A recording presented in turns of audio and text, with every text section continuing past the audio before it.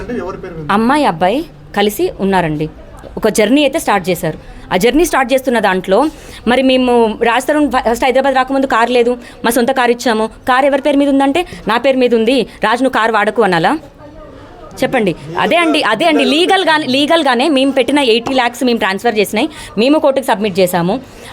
ఈ ప్రాపర్టీ కొన్నప్పుడు మరి 50% షేరే వచ్చినా సరే నా షేర్ నాకు ఖచ్చితంగా వస్తుంది. అది ఏంటి అన్నది కూడా ఇంకా మరి నేను కూడా లీగల్గానే వెళ్తాను.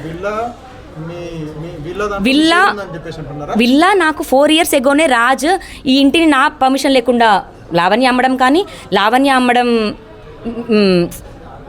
పర్మిషన్ లేకుండా రాజ్ తరుణ్ అమ్మడం కానీ కుదరదు. నా తదంతరం ఇది లావణ్యకే చెందుతుంది అని రాజ్ తరుణ్ స్వయంగా రాసిచ్చాడు. అది నిజం.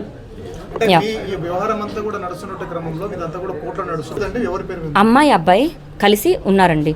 ఒక జర్నీ అయితే స్టార్ట్ చేశారు.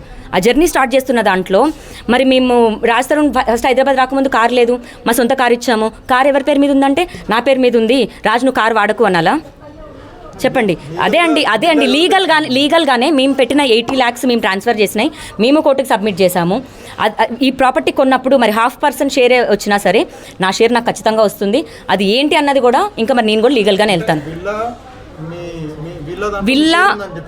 విల్లా నాకు 4 years ఎగోనే రాజ్ ఈ ఇంటిని నా పర్మిషన్ లేకుండా లావణ్య పర్మిషన్ లేకుండా రాజ్ తరుణ్ అమ్మడం కానీ కుదరదు. నా తదంతరం ఇది లావణ్యకే చెందుతుంది అని రాజ్ తరుణ్ స్వయంగా రాసిచ్చాడు. అది నిజం.